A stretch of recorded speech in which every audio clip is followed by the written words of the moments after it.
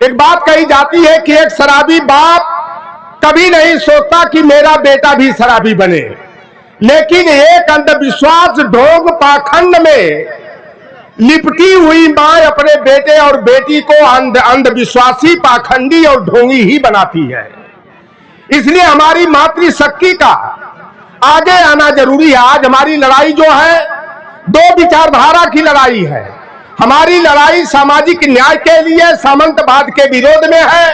हमारी लड़ाई लोकतंत्र संविधान को बचाने के लिए वर्चस्ववाद और मनुस्मृति के विरोध में है।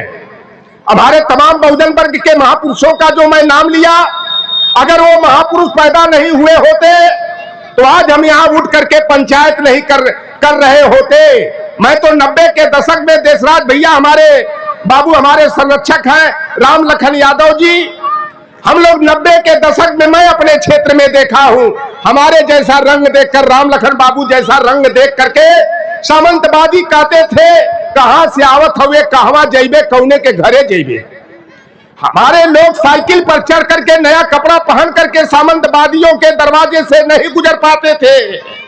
जूता और चप्पल पहनकर नहीं हाथ में निकाल कर जाते थे। साइकिल पर चढ़कर गए तो लाठी डंडे से पिटाई होती थी। अभी आप देखें आज के दौर में जहां हमारा ही भाई कुल्हाड़ी का बेत बनकर के प्रदेश का मुख्यमंत्री बना हुआ है, वहां पर हमारे रोहित यादव की चुन्नी काटी ही नहीं जाती है। जैसे मूली और गाजर कब उखाड़ा जाता है उस तरह से चुरकी को उखाड़ दिया जाता है। यही बगल का आपका जिला है बलरामपुर, गांव का प्रधान कुर्मी बिरादरी का, उसके घर में सामंतवादी योगी आदित्यनाथ के बिरादरी के गुंडे सैकड़ों की संख्या में घर में घुस करके मारपीट करते हैं, माताओं बहनों का कपड़ा फाड़ते हैं। और योगी आदित्यनाथ के बिरादरी की लड़की कहती है ये ओबीसी वाले कुर्मी यादव शूद्र होते हैं, नीच होते हैं। और हमारे लोग छत्री बनने में परेशान हैं। ये छत्री बनने की बातें कहां आई भाई? आप निकाल लो अपना, देख लो।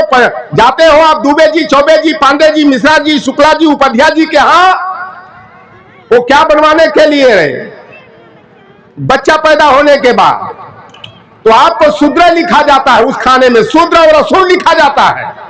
यह जब साइमन कमीशन आया और मनुवादी ताकतों ने, सामंतवादी जातियों ने हमें हिंदू की तरफ मोड़ने का काम किया, हम लोगों को छत्री बनाने का काम किया। यादव जी को कहा जदुवंशी छत्री हैं, कृष्णवंशी छत्री है। हमारे निषादों को कहा, मल्ला केवट को, गुड़िया को और खैरहा को कहा आप तो जल छत्री हो, कछुआ पछाड़ जल छत्री हो। मौर्य जी काहे के पीछे रहेंगे, ये मौर्य वंशी छत्री बन गए। ये हमारे कुर्मी भाई लोग कुर्म वंशी छत्री बन गए।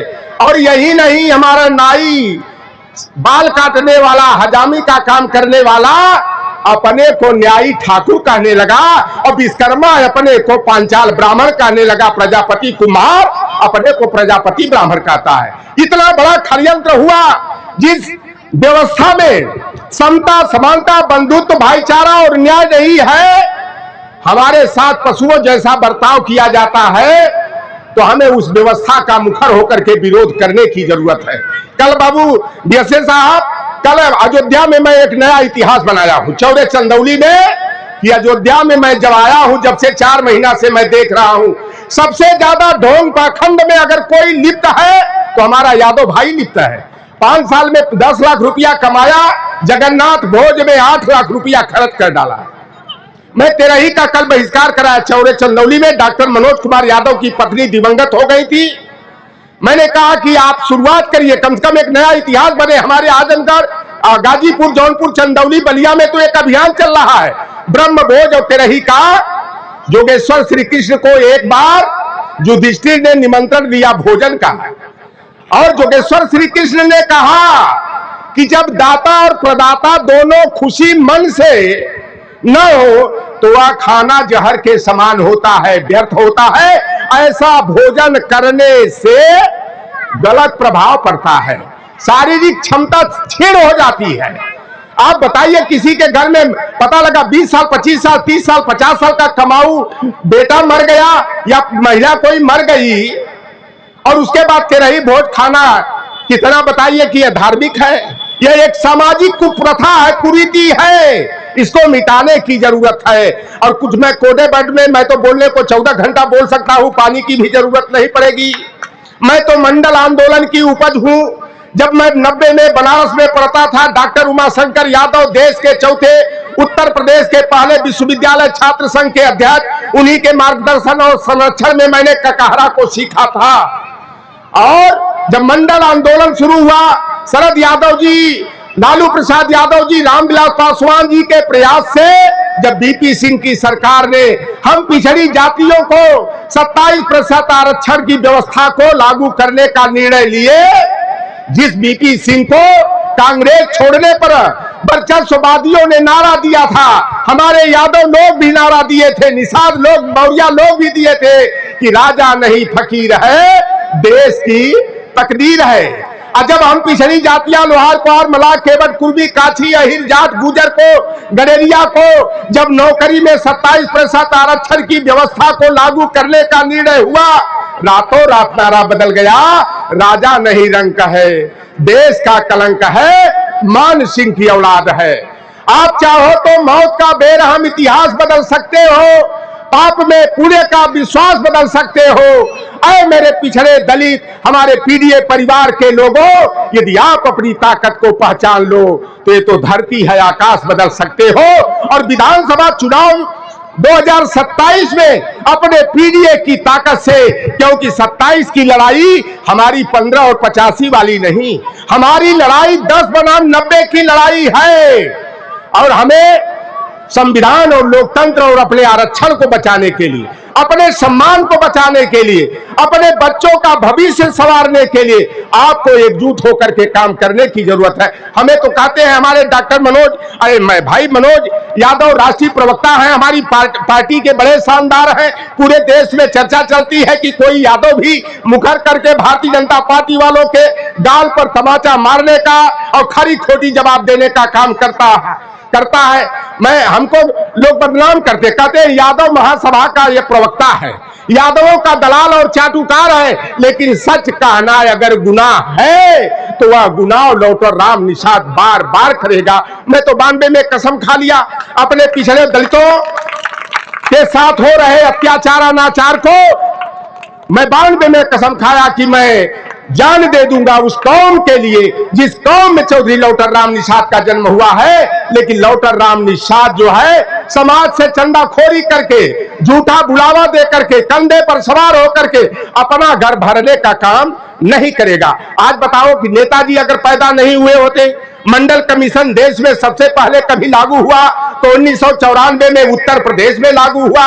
और कहा जाता दुखिया की गति दुखिया जाने, की दुखिया कमाई जाके पाँव न फटे बेवाई, सो का जाने पीर पराई। नेताजी ने गरीबी को देखा था, बचपन में गाय भैंस चराए थे, खेत खलिहान में कुदाल फावड़ा चलाए थे। और नेताजी हम लोगों से कभी जब पार्टी के मैदान में मिलते थे तो कहते थे लौटर राम ये बताओ तूने क्या कुआं से पानी खींचा है, तूने क्या खेत खलिहान में काम किया है। हमने कहा नेताजी ये निशानी जिंदगी भर के लिए घट्टा पड़ा हुआ है कि हम लोगों ने खेत खलिहान में काम किया, कुदाल फावड़ा चलाया, पशुओं को पिलाने के लिए कुआं से पानी भरा और 4-4 बोझा जोलहरी और बाजरा हम लोगों ने मशीन में काटा है। नेताजी जब मुख्यमंत्री होते हैं, पंचायत राज अधिनियम और नगर निकाय अधिनियम 1994 के माध्यम से अगर उन्होंने ओबीसी को 27%, महिलाओं को 33%, अनुसूचित जातियों को 21% और अनुसूचित जनजातियों को 2% प्रतिनिधित्व का अधिकार दिया, तो उसका लाभ केवल यादव और मुसलमान को नहीं मिला, लोहार कुंवर सोनार को भी मिला। और दुल्लापुर मल्लाहन पूर्वा में कोई मल्लाह का बेटा गांव का प्रधान नहीं बन पाता, उस गांव का प्रधान रामकृपाल निषाद जैसे लोग बने कि नहीं बने, यह पंचायत राज अधिनियम की देन है। हमारे एशिया का सबसे बड़ा गांव गहमर है, जहां 60,000 की आबादी है, उस गांव का प्रधान एक कनुआ का भुजवा का बेटा गांव का प्रधान बन गया। सबसे बड़ा गाजीपुर का सामंती गांव रेवतीपुर में, जहां हमारे यही निषाद बिंद आदि जातियां जूता हाथ में लेकर के ठाकुर सामंती भूमिहारों के दरवाजे से जाते थे, साइकिल से उतर करके जाते थे। उस गांव का प्रधान नेताजी के व्यवस्था के कारण उस गांव का प्रधान डोम का बेटा बना, फिर इसके बाद खरवार और गोर का बेटा प्रधान बना। यह काम नेताजी ने किया कि संपूर्ण क्रांति का जो असली मकसद था, नेताजी ने उसे धरातल पर उतारने का काम किया। हमारी सरकार को बदनाम कर दिया गया।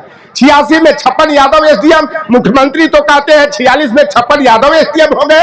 और लौटर राम ने कहा मुख्यमंत्री योगी आदित्यनाथ, अरे हमारे पूर्वज के मठ से निकल करके आए हो ना, मच्छिंद्र नाथ निषाद का मठ है, उनके शिष्य गोरखनाथ यादव ग्वाल बंसी का वह मठ है, तो इतना बड़ा झूठ मत बोलो। क्योंकि गेरुआ वस्त्र पहनने से कोई साधु सन्यासी महात्मा नहीं हो सकता।